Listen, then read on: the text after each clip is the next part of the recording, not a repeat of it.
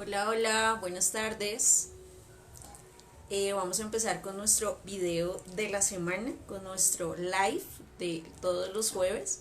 Nuestro tema de hoy es consecuencias del castigo físico en los niños. Entonces, bueno, vamos a esperar un momento que la gente se está conectando para ya empezar.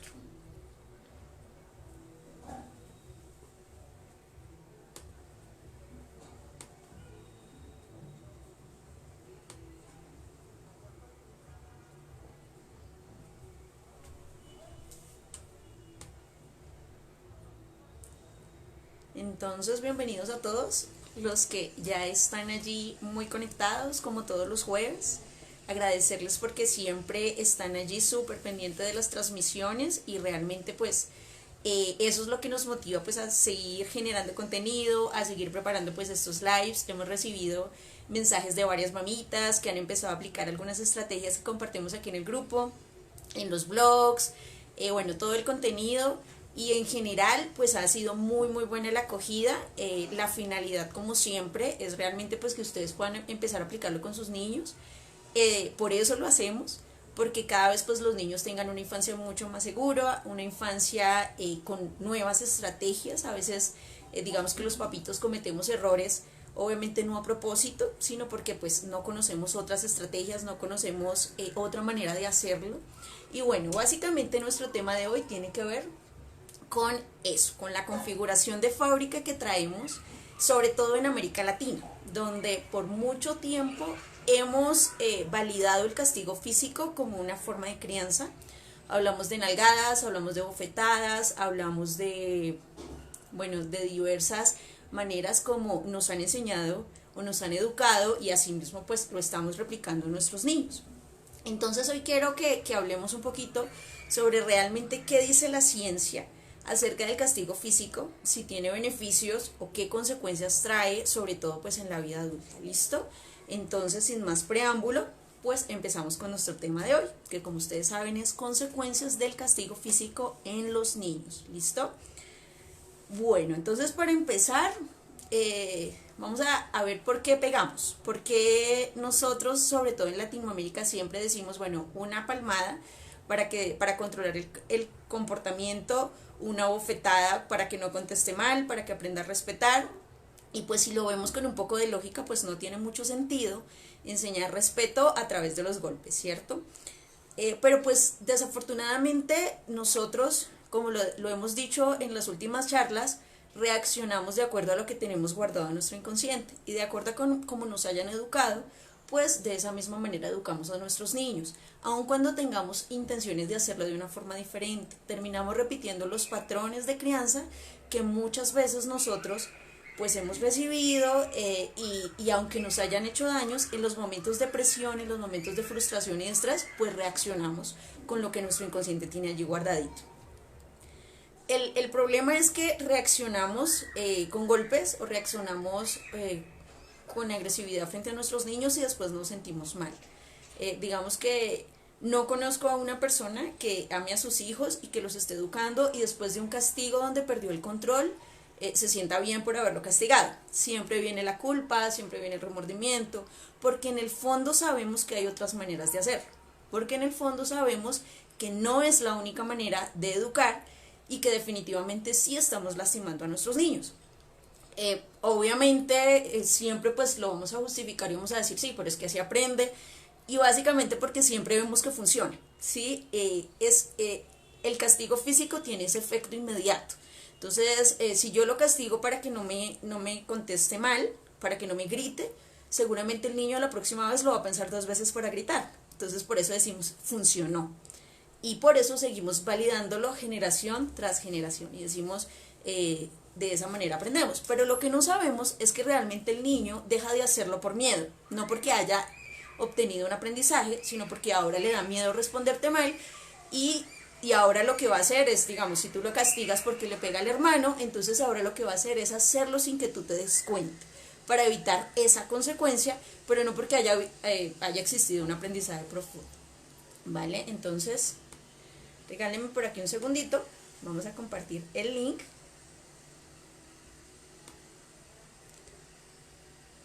para continuar con nuestra charla.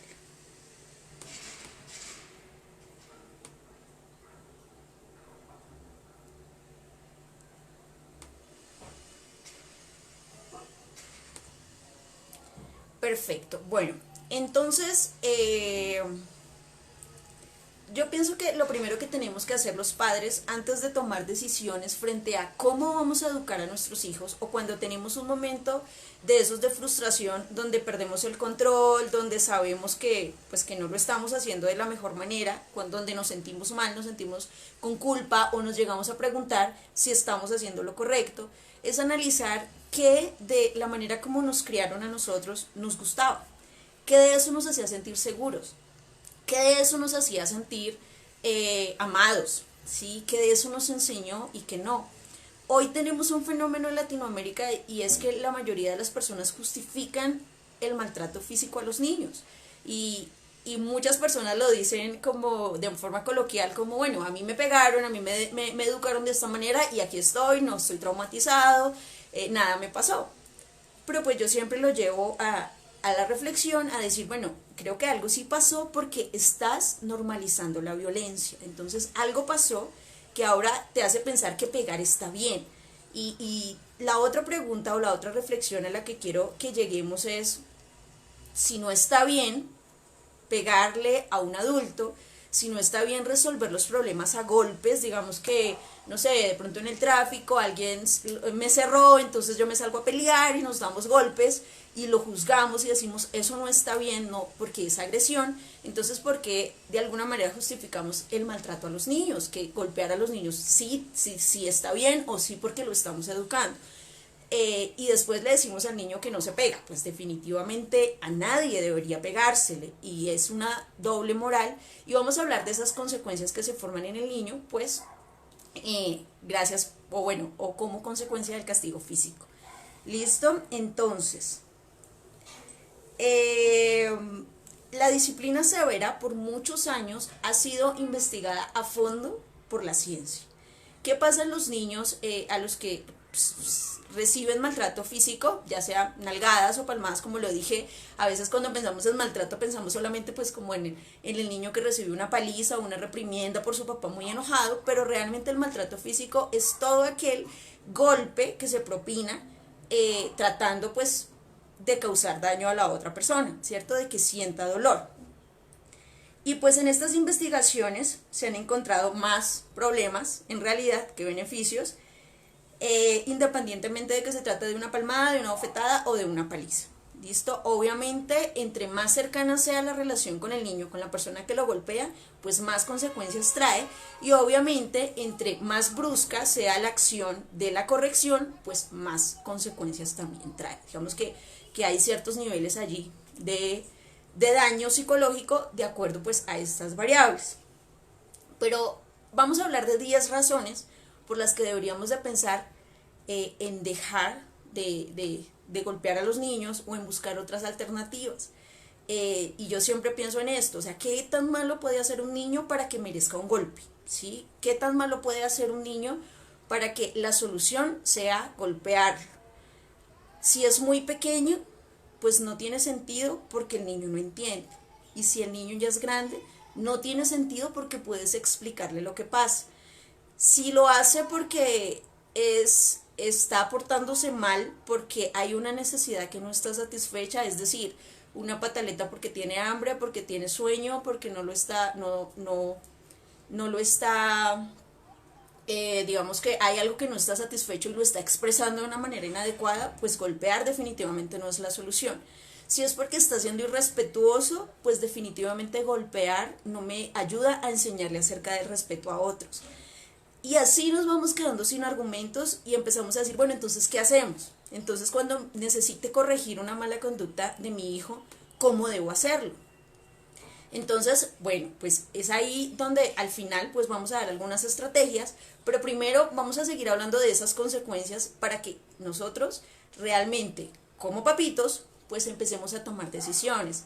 Este grupo, como lo he dicho siempre, no se trata de que hablemos de perfección, de que la paternidad es un mundo maravilloso, donde todos sonreímos todo el día, donde tenemos la cara de ponqué todo el día, donde nunca nos enojamos, donde nunca lidiamos con nuestras propias emociones, donde nunca nos estresamos. No, hablamos con papás perfectos que muchos de ellos han sido heridos, muchos de ellos no tuvieron una crianza amorosa Y hoy dicen, aún con todo eso, quiero darle la mejor crianza a mi hijo, quiero darle una buena infancia, quiero llenar su vida de buenos recuerdos, quiero que él confíe en mí y pues definitivamente pues el castigo físico va en contra de lograr esos objetivos, ¿listo? Entonces vamos a hablar de 10 razones de cómo podemos, de por qué yo debería buscar otras alternativas. Entonces la primera razón es que al golpear al niño, eso paraliza la iniciativa del niño y limita su comportamiento. Entonces, obviamente, cuando yo castigo a mi hijo porque se portó mal, ¿sí? Ya sea, no sé, siempre pues vamos como al hecho, bueno, que es portarse mal, de pronto le dije 3 veces que dejara de brincar porque yo estaba ocupada y no lo hizo. Entonces como que le doy el ultimátum y le digo, si no paras, ya verás, ¿sí? Entonces, el cumplir esa palabra pues a veces me lleva pues a ir a hacer algo más que le deje como una reprimenda, como que eso no se debe hacer. Pero pues finalmente pues no, si analizamos el comportamiento, generalmente yo castigo es porque yo pierdo el control, no porque el niño haya hecho algo diferente a lo que hace siempre de ser niño. Y pues si volvemos al desarrollo infantil, pues como son los niños son ruidosos, los niños son inquietos, los niños son imprudentes, los niños están descubriendo el mundo, a veces son desordenados y en ese proceso pues creo que golpearlo pues no ayuda a un aprendizaje real. El perder la iniciativa realmente lo que afecta es que le quita al niño la capacidad de resolver problemas, o sea, de pensar cómo resolver algo, porque normalmente cuando el niño comete un error, volvamos a la leche derramada, el niño estaba en el desayuno, se movió, la mamá ya le dijo que se quedara quieta, siguió moviéndose y no lo hizo. ¿Qué pasa? Pues regó la leche y la mamá le dio palmadas, ¿listo? En ese momento el niño lloró, bueno, la mamá se enojó y el problema de los golpes, el mayor problema de los golpes es que normalmente vienen acompañadas de malas palabras, de palabras hirientes. O pónganse ustedes a pensar en el momento que uno está enojado golpeando, ¿qué dice? O sea, no mantiene su boca cerrada, sino tiene que decir siempre te he dicho lo mismo, pero nunca estás quieto. Empezamos a usar ese lenguaje limitante de nunca o jamás, nunca me haces caso o siempre te portas igual. Y no le damos la opción al niño de que repare el daño que acabo de hacer. ¿Por qué? Porque al verme tan enojado, al ver a la persona que lo ama, que lo cuida, que lo alimenta, salida de sus casillas, yo creo que hasta la cara se nos desencaja cuando estamos tan enojados contra él, pues es algo que su cerebro no alcanza a procesar. Entonces, ni siquiera tiene la opción de decir cómo lo reparo, porque definitivamente en ese momento su cerebro no puede crear. Y por eso, el golpearlos le quita la iniciativa a los niños de cómo realmente pueden resolver un problema, cómo podrían hacerlo mejor. La segunda razón por la que no debemos golpear es porque muestra la violencia como un camino para resolver los conflictos. Un niño que nunca es golpeado ni siquiera considera el hecho de golpear para resolver un conflicto, ¿sí? Hoy tenemos unos altos índices de mujeres, de feminicidios, de mujeres agredidas, de hombres agredidos. Digamos que esto no es cuestión de género, sino ha sido un alza en la violencia. Posiblemente siempre ha sido así, pero pues hoy por todo el tema de la tecnología y de las redes pues nos enteramos mucho más. Pero el tema es que ¿por qué alguien llega a golpear a su pareja? ¿Sí? Porque alguien cuando pierde el control de sus emociones piensa en golpear, piensa en controlar a través de los golpes. Y la respuesta es porque algún día te controlaron con golpes. Entonces, cuando a ti, los golpes ¿para qué los usa papá o mamá? Para controlar. ¿Para controlar qué? Un mal comportamiento, un irrespeto, cualquier conducta que no es adecuada y necesito controlar, necesito limitar. Y de esa manera mi cerebro recibe la información de que sí es válido golpear, que en algún momento es válido, pero se lo merecía, decíamos, se lo merecía porque hizo esto, se lo merecía porque, en cambio, si un niño nunca ve la violencia como un método de control, pues ni siquiera la va a tener en cuenta, ¿listo? Entonces, cuando yo golpeo a mi hijo, por más que le diga que no se pega, le estoy mostrando que sí es válido en algún momento utilizar la violencia. El tercer punto es que definitivamente golpear a alguien daña la autoestima, promueve expectativas negativas sobre sí mismo empiezo a creer que lo merezco, ¿sí? Y más porque normalmente ese castigo físico viene acompañado de palabras que desenfocan la manera de percibir el amor. Entonces yo te golpeo o yo te castigo por tu bien, yo te castigo, tú me haces hacer esto, tú me haces perder el control, si te portaras bien yo no tendría que pegarte. Y en ese orden de ideas, pues definitivamente terminamos dañando la manera de los niños de percibir el amor. Entonces cuando estoy grande, de pronto mi pareja me golpea porque me lo merezco, de pronto yo lo hice, yo logré que esto pasara, ¿sí? Yo lo provoqué, si yo no me hubiese portado de esa manera no hubiera pasado, ¿sí? Y hoy vemos muchas mujeres, sobre todo hablo del género femenino porque pues ha sido un tema bastante pues polémico, pero pues sabemos que los hombres también son agredidos, ¿sí? Digamos que aquí no queremos decir que es menos el dolor como del ser humano, porque siempre hemos dicho a nadie se le pega, pero definitivamente sí hay una conducta de victimización de la mujer de tal vez me lo merecía, si yo lo hice o yo lo provoqué, ¿listo? Entonces, y pues casualmente esa es la tercera razón, que la agresión nos programa para ser víctimas. Muchas personas creían que las personas que eran educadas a través, o educadas no, pues como criados a través de los golpes, o a través del maltrato, o a través de las reprimiendas como una palmada o algo para que no lo vuelva a hacer, se iban a volver más fuertes. Sobre todo a los niños varones se les decía como, pero es que de esa manera se va a hacer fuerte. Pues hoy la ciencia confirma que definitivamente lo único que hace es condicionar tu pensamiento a que te conviertas en una víctima, a creer que otros tienen derechos sobre ti, a creer que cuando tú no te portas bien, otros tienen derecho de golpearte. Y esto es igual para hombres y para mujeres, ¿sí? Entonces, pues definitivamente agredir a los niños no los hace más fuertes, no los hace a decir, es que así es la vida y lo estoy preparando para una vida fuerte. No, al contrario, lo que entienden es que deben vivir a la defensiva porque son víctimas en medio de todo, en medio del mundo como tal. El quinto es que está científicamente comprobado que el cerebro de un niño que es creado a través de la agresión empieza a tener problemas para el aprendizaje, por lo que dijimos anteriormente. Ante los golpes, ante los gritos, ante una constante de, digamos, de que mamá pierde el control por mi comportamiento y empieza a gritar y la veo como transformada en otra persona y empiezo a vivir en un ambiente hostil, pues hace que mi cerebro viva a la defensiva y viva segregando cortisol, que es como lo que le dice a mi cerebro que debe protegerse, ¿sí? Entonces está relacionado con el estrés, está relacionado con el miedo, y lo que pasa es que mi cerebro se pone en una posición de defensa, de que todo lo que venga a continuación me va a dañar, y eso impide que los niños aprendan, impide que los niños avancen en los procesos académicos. No funciona amenazar a los niños porque tuvieron una mala nota en el colegio, no funciona, porque al contrario, mi cerebro está asustado y cuando mi cerebro está asustado está en modo defensa, no acepto nada de lo que viene a continuación porque me puede dañar. ¿Cómo aprende mi cerebro? En un ambiente tranquilo, en un ambiente hostil, en un ambiente donde me ayuden a alcanzar eso que no he podido entender, eso que no he podido aprender, donde me sienta confiado a cometer errores. En ese momento es que mi cerebro definitivamente pues puede aprender. El quinto, vamos en el sexto, vamos a repasarlos entonces, sobre las razones por las que no debemos golpear a los niños. La primera es porque paraliza la iniciativa del niño para resolver problemas.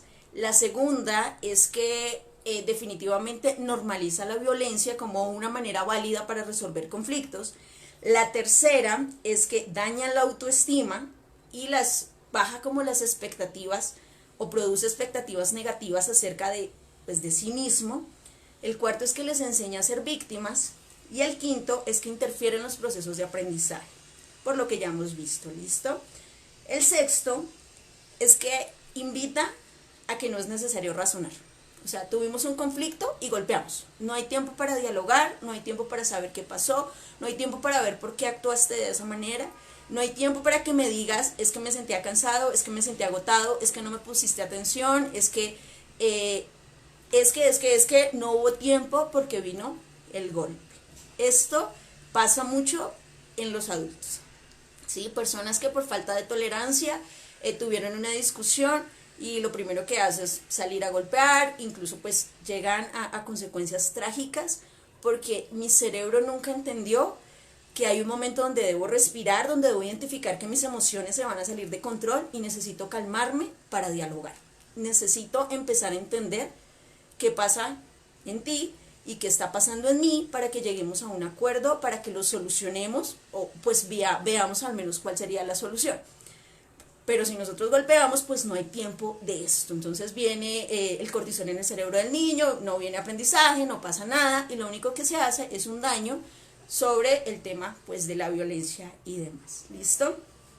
Entonces definitivamente pues dificulta la capacidad de crear relaciones saludables, de formar o establecer relaciones saludables.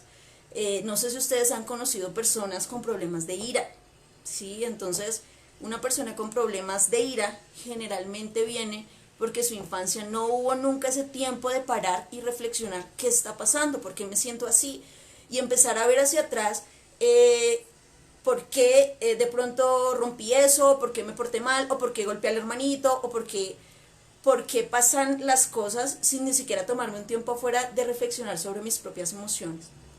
Y es muy importante que lo establezcamos en la infancia, es allí donde lo aprendemos. Ya siendo adultos es muy difícil reaprender nuevas conductas, se puede hacer, claro, y para eso están pues los psicólogos, para eso están los terapeutas, y esa es la función que ellos cumplen. Pero pues lo ideal sería que lo aprendiéramos en la infancia cuando lo aprendemos o lo adquirimos con total naturalidad y vemos niños muy calmados. Estos días compartimos un video muy bonito de un niño que se llama Logan y la mamá pues le habla con mucha ternura todo el tiempo y a veces la mamá le dice como, no sé, me comí tu dulce, estás enojado, y él, no mamá, está bien, no pasa nada, porque entiende que no hay por qué enojarse ni lastimar por una acción, sino es el hecho de que yo debo pensar primero en el otro y debo identificar mi emoción antes de lastimar. Pero si nuestros hijos cometen un error y ahí vamos nosotros con la palmada, es que te lo dije, es que te advertí, no hay un tiempo de dialogar. Y aquí lo que debemos saber es que sí, se van a equivocar muchas veces, así como nosotros también nos equivocamos y a nosotros nadie nos golpea. Sí, van a dejar caer las cosas muchas veces porque están aprendiendo, pero el golpe definitivamente no es la solución. O sea, si tu hijo tiene una conducta repetitiva, tienes que entender que golpear no es la solución, o sea, no va a cambiar absolutamente nada. Lo que te digo, que trata de hacerlo ahora a escondidas para no ser castigado o no ser violentado. ¿Listo? La séptima razón, al final vamos a leer los comentarios y las preguntas, entonces pues allí váyanlos escribiendo tranquilos que vamos a hacerlo, vamos a responderlo pues al final, ¿vale? La séptima es empezar a ver la vida a la defensiva. Todo me va a hacer daño, todo me va a dañar, a dejar de confiar en las personas, a guardarme mis emociones, a guardarme mis sentimientos, a guardarme lo que me enoja, a guardarme lo que me molesta, porque tengo miedo de ser lastimada. Nuestros hijos acuden a nosotros siempre porque somos su única fuente de refugio en el mundo que se supone debe ser seguro. Entonces, si el niño se equivoca, si el niño rompe algo, si el niño de pronto sabe que se equivocó, no tarda mucho en decírselo a la mamá, o sea, no puede ocultarlo mucho tiempo, porque en su interior necesita saber cómo solucionarlo para sentirse mejor. Y nosotros deberíamos ser esas guías que les ayudamos a los niños a lidiar con las emociones y a mostrarles realmente cuál es, como qué tan grave es lo que acaba de pasar. Empezar a analizar la emoción y no ir de una vez, de pronto como con el regaño, con el golpe, porque eso va a invalidar todo ese proceso de aprendizaje que nos va a enseñar a vivir.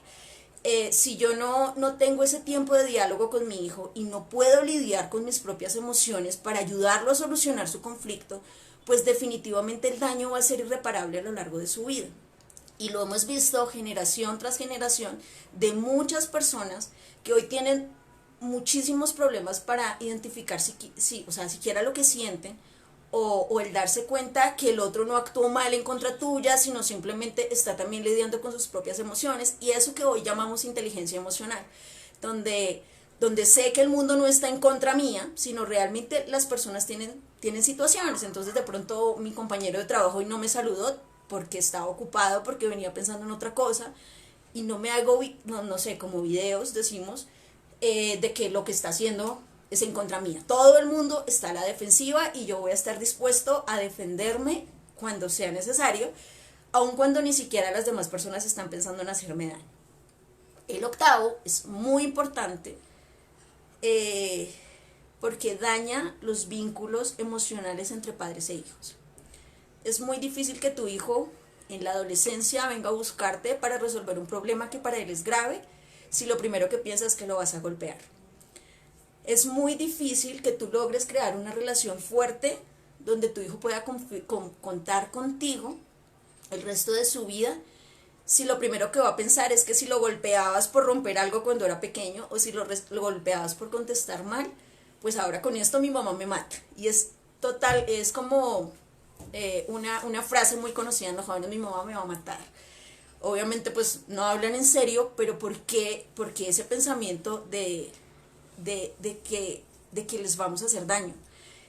Si realmente lo que mi hijo necesita saber es que no importa lo que haga, no importa el error que cometa, mi amor nunca va a cambiar, mi amor va a ser incondicional. Sí, me voy a enojar tal vez, sí, tal vez no voy a estar de acuerdo con la decisión que tomas, pero lo primero que tiene que saber mi hijo es que puede contar conmigo y que soy su refugio seguro, porque seguramente no hay otra persona en el mundo que quiera más su bienestar para él que sus papás, que sus padres o sus abuelos, si es el caso. Pero si nosotros desde muy pequeñitos, por los errores así pequeñitos, golpeamos, gritamos, perdemos el control, nos enloquecemos, y sobre todo porque descargamos nuestra propia frustración, porque muchas veces es porque no tenemos las herramientas suficientes para manejarlo de otra manera. ¿Sí? A veces ni siquiera identificamos que estamos a punto de perder el control para respirar y darnos una vuelta y decir: en este momento no puedo resolverlo porque te voy a lastimar. ¿Sí? Tenemos que aprender a identificar esos momentos. ¿Por qué? Porque cuando él tenga un problema difícil de resolver, ¿en quién va a pensar? Es en mí. ¿Y por qué quiero que piense en mí? Porque seguramente soy una persona que quiere su bienestar más que cualquier otra persona, más que un amigo o otra persona que pueda darle también un buen consejo. Entonces, los golpes definitivamente dañan el vínculo de papá y de mamá frente al niño. Entonces ya no eres una persona confiable porque no sé cómo vas a reaccionar, porque no puedo confiar en que vas a ser mi refugio, no puedo confiar en que me puedes guiar, sino al contrario, lo que voy a esperar es que tú seas la persona que más me ataque en el mundo. Entonces otra persona no me pegaría, pero mi mamá sí. ¿Por qué? Porque tiene que ser de esa manera, porque la persona que más amo o que más me ama terminaría haciéndome más daño con mis decisiones que cualquier otro. Pues si lo pensamos con detenimiento no tiene sentido. Y aunque es válido que a ti te duela, que a ti te enoje, que no estés de acuerdo, pues es más importante que siempre pongamos ese amor por nuestros hijos por encima de todas las cosas, por encima de sus acciones. O sea, yo te amo, te portes bien o te portes mal. Yo te cuido, te portes bien o te portes mal. Yo te protejo, te portes bien o te portas mal. O sea, no soy tu protección solo cuando tú estás siendo un buen niño, sino soy tu protección siempre. Y si tengo que protegerte de mí mismo, pues también voy a trabajar en eso. ¿Listo? El noveno punto es que el castigo físico genera resentimiento, rencor y ganas de alejarse de la casa. O sea, qué pereza estar en un lugar donde todos me juzgan. Ahorita no lo pueden hacer porque son pequeñitos, pero si tú no empiezas a trabajar en eso, va a pasar. Va a pasar a empezar a rogarle a tu hijo adolescente que esté en casa. Oye, ¿por qué ya no estás en casa? Porque realmente es muy feo vivir en un lugar donde te juzgan, donde te critican, donde nada lo haces bien, donde desde que te estás levantando se convierte la vida en solo órdenes, haz esto, haz lo otro, y no hay ni siquiera un espacio de diálogo saludable donde cómo estás, cómo te sientes. Acuérdense siempre de lo que les he dicho en los lives. Los niños que se sienten bien, se portan bien. Esa es la naturaleza de la vida. Si tú te sientas bien, te portas bien. No hay, cuando el niño se porta mal es porque algo no está funcionando, cuando algo no está bien. Y el papel de los papás, en vez de ser esa carga adicional, de ser el que critica, el que juzga, por qué no hiciste, por qué sí hiciste, por qué te levantas hasta ahora, por qué no te levantas, es analizar cuál es el fondo de todo lo que está pasando, porque mi hijo no se siente bien, porque se está portando de esa manera. Y el 10º punto, o la 10ª razón por la que no deberíamos golpear a nuestros pequeñitos, es porque a veces la violencia se puede pasar de la raya. ¿Sí? Digamos que los estudios científicos demuestran que los papás que empiezan con nalgadas, hasta un 70% de ellos van aumentando su tipo de violencia. Entonces, hoy fue una nalgada, mañana fue una bofetada, mañana ya le golpea el rostro, otro día le jaló el cabello, otro día lo empujó contra la pared, y de esa manera se va haciendo más agresivo el comportamiento, porque parece que la misma culpa que se está sintiendo no se puede controlar y se evidencia de una muy, muy mala manera. Aparte, tú eres mucho más fuerte, ¿sí? que tu pequeñito, y definitivamente pues no es una lucha razonable donde yo te golpeo, pero yo soy grande, yo soy más fuerte, yo soy el adulto a cargo que debería estar mediando para que no existiera la violencia en nuestra relación, y te estoy dando un muy mal ejemplo al golpearte, ¿sí? Entonces, la idea es que pues analicemos esta charla. Como les he dicho siempre, ningún proceso de aprendizaje es de la noche a la mañana. Muchos de ellos incluso necesita que vayamos a terapia y que lidiemos o sanemos nuestra propia infancia para poder educar. Pero si es necesario, pues hay que hacerlo. Hay que buscar, bueno, ¿por qué me porto así? ¿Por qué pierdo el control con mi hijo? ¿Por qué lo lastimo? Y después me siento culpable. Quiero continuar con estas consecuencias para los padres, porque resulta que el castigo físico impartido hacia nuestros niños también tiene consecuencias psicológicas para los padres. Así, de pronto pareciera que la única víctima es el niño, pues resulta que nosotros también terminamos siendo víctimas de esas emociones expresadas de manera equivocada. La primera, pues como lo he dicho desde el principio, es esa ansiedad que se genera y ese sentimiento de culpa que a veces terminamos reparando de una manera equivocada. Entonces lo golpeé y me siento tan culpable que voy y le compro un regalo. ¿Sí? Entonces nada de raro que sea la niña que el esposo la golpea y después le trae unas flores y ya todo quedó así. Quedó perdonado, quedó olvidado, no pasó nada, te equivocaste y ya. No, las cosas no son de esa manera. Las cosas, yo le estoy enseñando a él o a ella cómo percibir el amor desde ya. Así que mi primera tarea es ser esa persona que quiero que él sea, como lo escribimos en el post ayer o esta mañana. Lo más importante para mí es que mi modelo de vida, aún con errores, aún con falencias, aún con todas las veces que tengo que pedir perdón, todas las veces que tengo que volver a reinventarme y hacer las cosas mejor, pues de esa manera mi papel es ser ejemplo, ya, tal como soy. La segunda es que, como lo decíamos, la violencia se expande y se va volviendo cada vez más fuerte, y la persona que es violenta con sus hijos empieza a ser violenta en otros. La misma culpa que empieza a lastimar, pues empieza a ser violenta en otros entornos de su vida. O sea, empieza a ser violenta también con su pareja o en su sitio de trabajo, o bueno, finalmente es una culpa con la que no se puede lidiar y termina pues explotando en todos los aspectos de nuestra vida. Y otra consecuencia para los papás es que impide la comunicación con nuestros hijos, y cuando ellos empiezan a crecer empezamos a sentirnos abandonados. Entonces, no es agradecido, ya no me llama, ya no quiere estar conmigo, pero pues esa comunicación o ese refugio del que siempre les he hablado se gesta en la infancia. Que mi hijo me vea como una fuente importante en su vida de pronto de ir cuando tengo problemas, de ir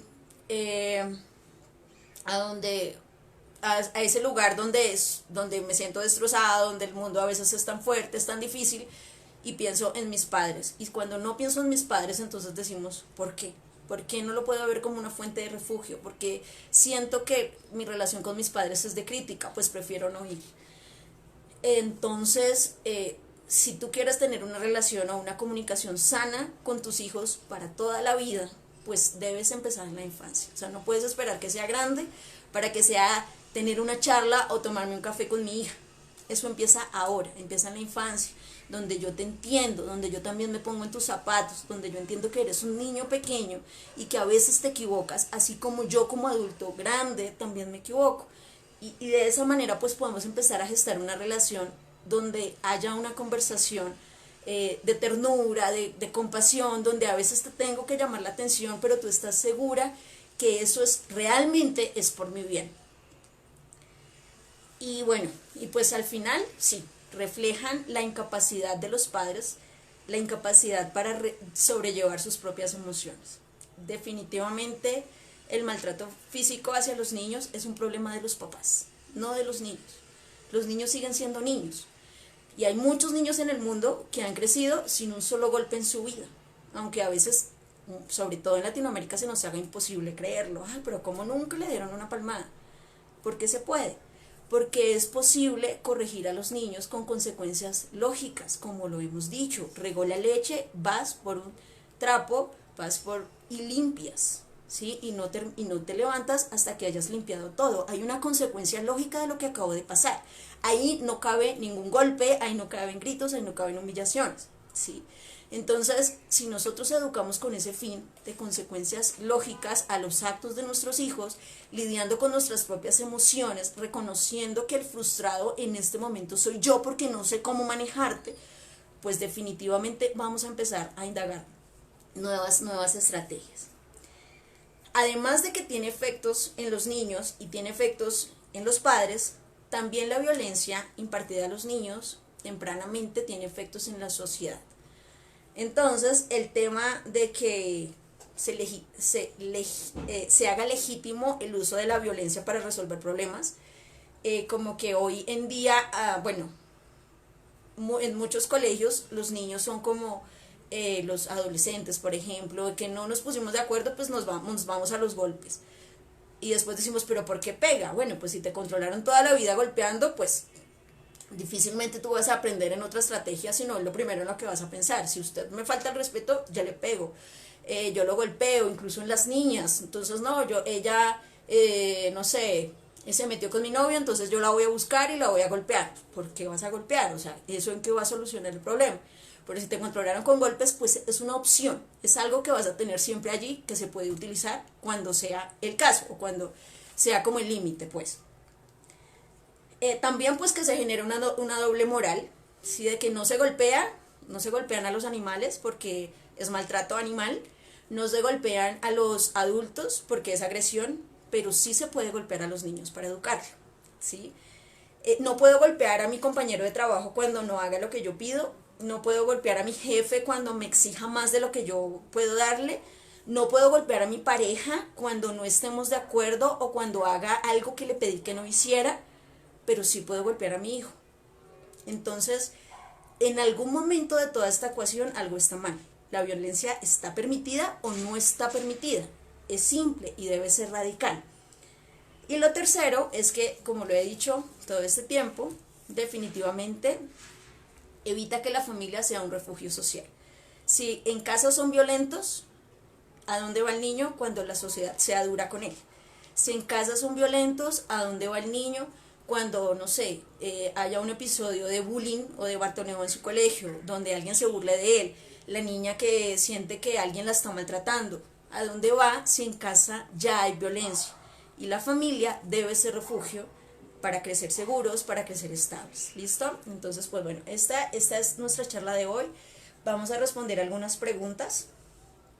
de acuerdo lo que nos están comentando. Muchísimas gracias a todos los que nos están escribiendo. Entonces aquí dice: ¿qué hago si mi hija de 2 años hace mucha pataleta? ¿Cómo la corrijo? Bueno, Alejandra, hace unos días hablamos de eso. De pronto también, digamos que te voy a dar algo cortico, pero la idea sí es que revises en los lives de tips para crianza respetuosa. Es absolutamente normal que tu hija de 2 años haga pataleta, porque en este momento está aprendiendo a lidiar con sus propias emociones, es mucho más independiente, ya se mueve mucho mejor, ya no depende tanto de ti para alcanzar las cosas que quieren, y su cerebro está creando más de 700 conexiones cada segundo. Eso hace que en un momento quiera una cosa y a los 5 minutos ya no lo quiere. La buena noticia es que va a pasar, que no siempre va a ser así, y por hacer pataleta pues no significa que sea una niña mal creada, sino simplemente que hay cosas que aún no está lista o es inmadura para manejar. ¿Cuál es tu papel? Límites claros, reglas corticas y muy claras, y consecuencias lógicas. Por ejemplo, en el post de qué pasa en el cerebro de un niño a los 2 años poníamos un ejemplo. Entonces, ¿quieres sopa? Le sirves la sopa y en 2 segundos ya no quiere la sopa y empezó a patalear y tumbó la sopa.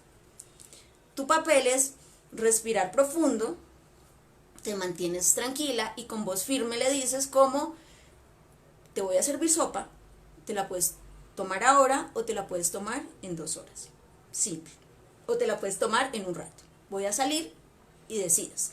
Entonces, como que el entregarle esas decisiones con control en tu hija va a empezar a que ella pueda pensar, ¿sí? Entonces, si quiero sopa, ¿sí? Entonces vuelves y le das la sopa y ya, fin del asunto. Y así con cada uno de los temas por los que se estén formando la pataleta. Entonces, yo lo que siempre le digo a los papás es que es bueno darle a los niños elecciones controladas. Entonces, en vez de decirle, ponte la chaqueta, porque sé que no le gusta la chaqueta, entonces le digo, te pones la chaqueta azul o la roja. Punto. Y mantenerme firme. Entonces, por más que llore, por más que patalee, por más que haga, yo me mantengo firme y no cambio de opinión. Es hora de acostarse, y es hora de acostarse así estés enojado, ¿sí? Entiendo que estés enojado, entiendo que quieras, no sé, seguir viendo televisión o quieras seguir jugando, pero es hora de ir a la cama.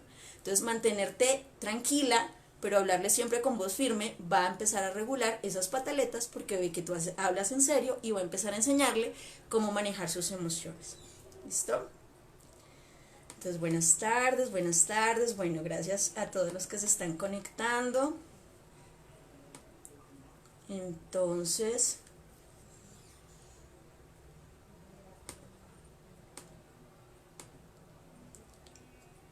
aquí tenemos uno. Bueno, gracias a todos los que nos están escribiendo. No puedo ver todas las preguntas, no me las muestra todas. A ver.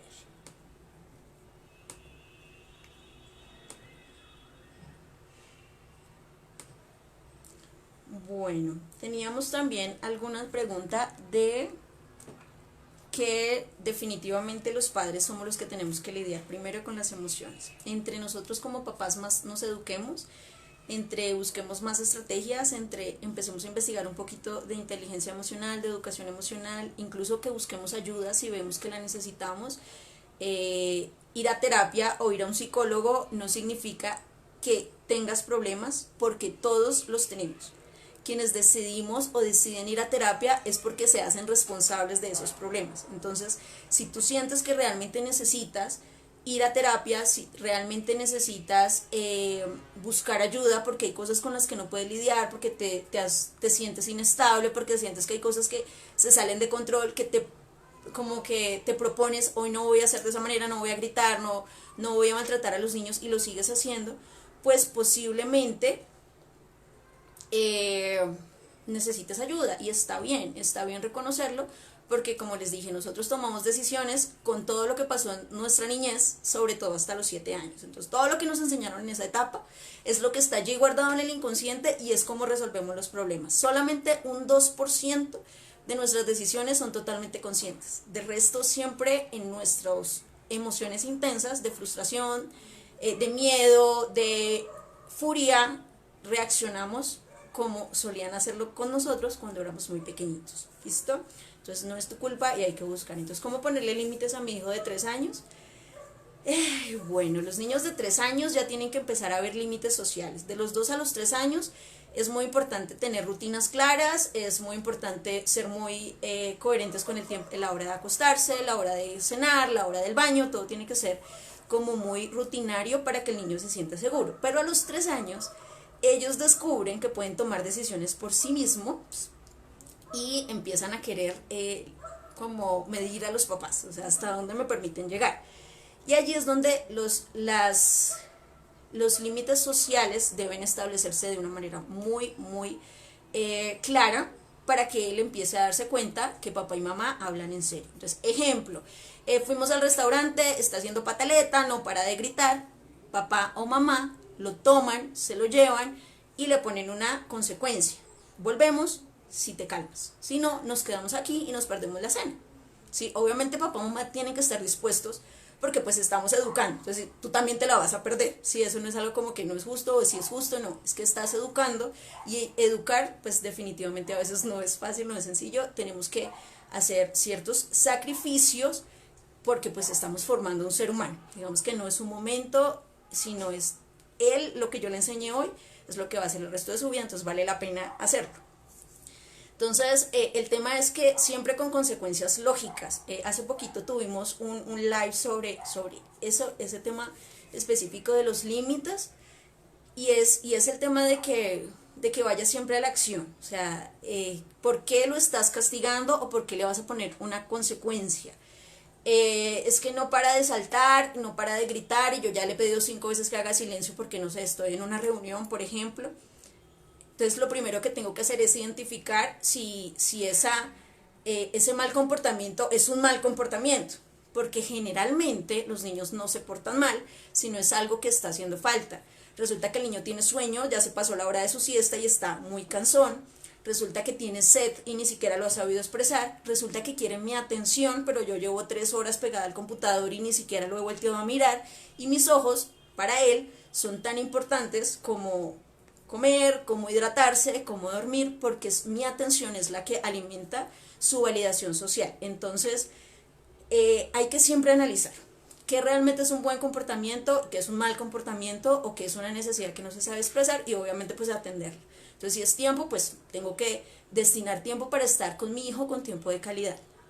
Y obviamente pues en el tema de los límites, pues tengo que empezar a ser coherente. Entonces ya te di una consecuencia y soy clara. Si no te tomas la sopa, la guardo, ¿sí?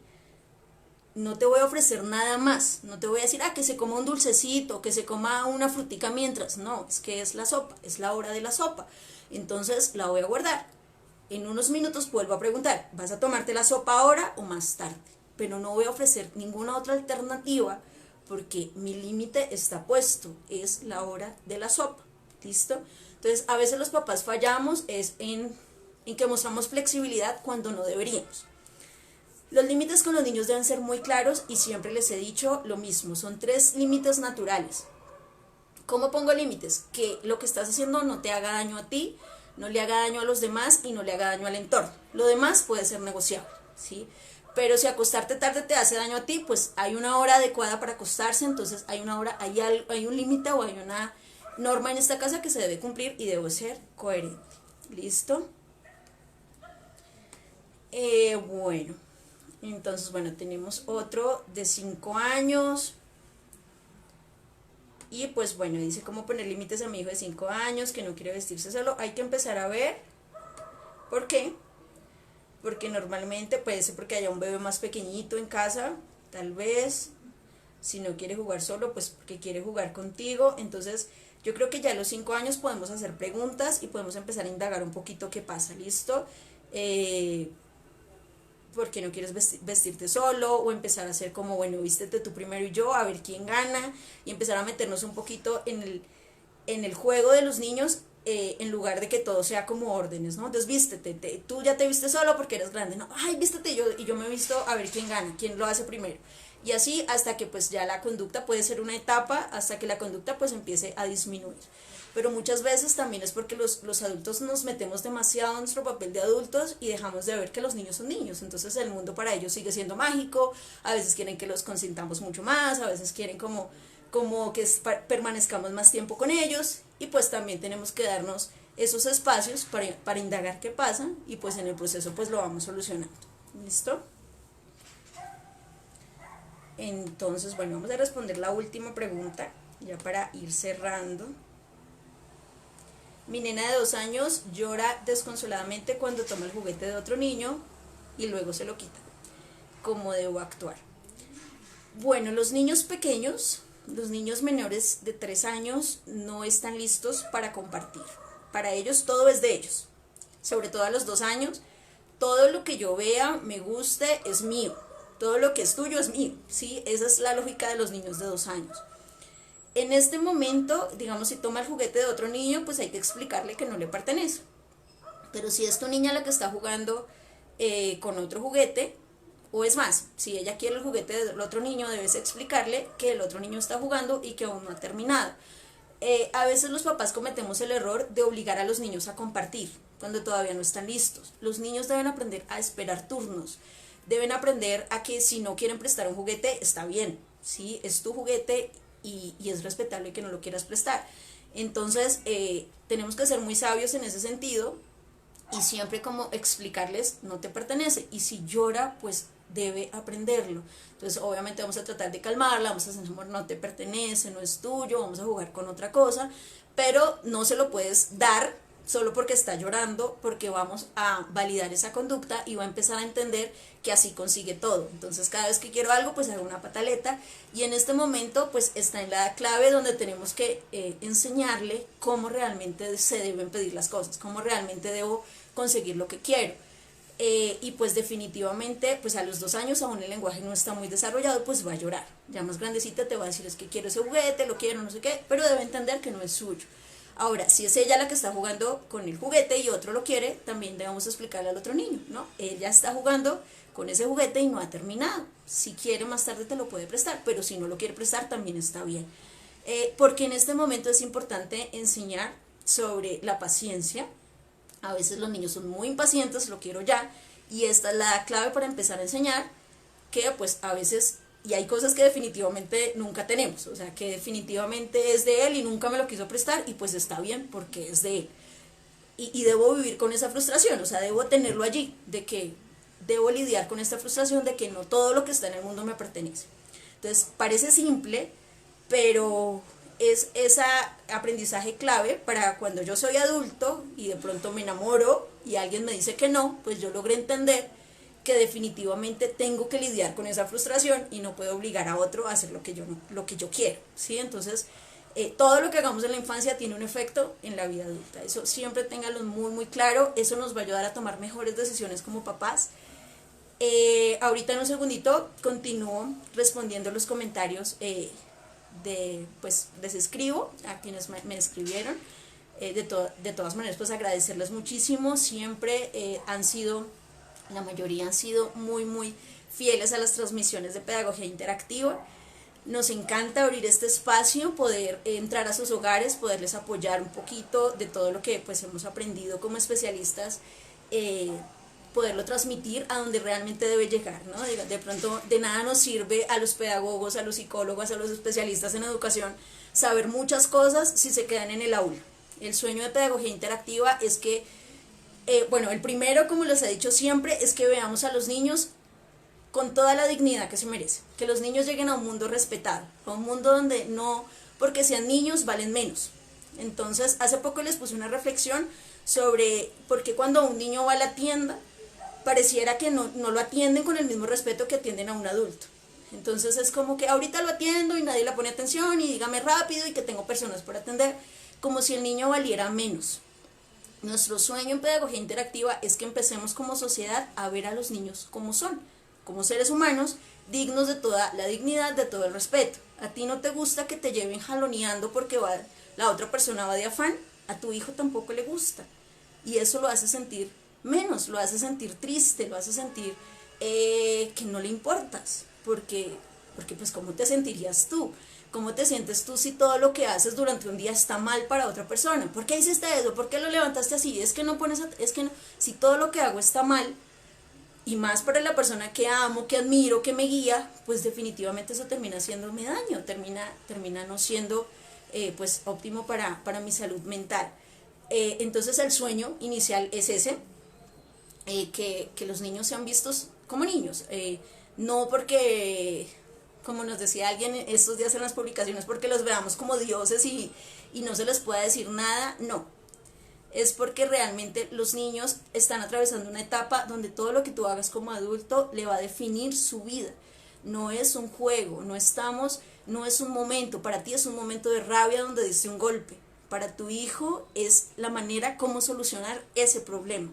Entonces no es poca cosa, y no es un detalle menor que yo empiece a respirar profundo y a tomar mejores decisiones en la crianza de mis pequeños, de mis hijos. Entonces, bueno, y la segunda pues es que toda esta información llegue a las casas, llegue a papás como ustedes, que realmente pues quieren ver nuevas estrategias, que a veces dicen, hey, cuando castigo a mi hijo, pierdo el control, digo cosas que no quiero decir, lo golpeo, después me siento terrible y ya no sé cómo repararlo. Eso es un papá real, eso es un papá o una mamita que dice, debe haber otra manera, o sea, no tengo que lastimar para educar. Y ya lo decía Gandhi, nadie tiene que ser herido para aprender. Y eso quiero que lo tengan muy, muy claro. Podemos enseñar a los niños con cariño, podemos guiarlos con respeto, siempre y cuando nosotros como adultos nos hagamos cargo de nuestras propias emociones y no las descarguemos en ellos. Es muy irresponsable que porque yo estoy enojado te golpeo. Es muy irresponsable que porque yo estoy enojado te grito y te marco la vida solo porque perdí el control en un momento. Ya en un momento vuelvo a ser la mamá amorosa. Sí, todos cometemos errores y como les dije, nunca vamos a hablar de perfección porque todos lidiamos con muchas cosas en la vida. Todos estamos, no solo somos papás, pero cuando nos hacemos conscientes de que ese ser humano que estoy creando va a ser el esposo de alguien, va a ser el papá de alguien y va a ser un ciudadano más, pues entonces me pongo la camiseta y digo, pues yo voy a hacer lo mejor que pueda. Agradecerles como siempre su audiencia a esta transmisión. Esperamos que esta información realmente sea de bendición para sus hogares. Y pues bueno, seguimos respondiendo preguntas. Gracias a todos los que se conectaron, gracias por sus mensajes, gracias por los mensajes en el chat, porque nos damos cuenta que realmente todo lo que se está haciendo pues está cumpliendo el propósito que es que nuestros niños tengan una infancia feliz, una infancia saludable y que hagamos de su infancia realmente unos recuerdos memorables que valen la pena recordar. ¿Listo? Gracias a todos y un abrazo.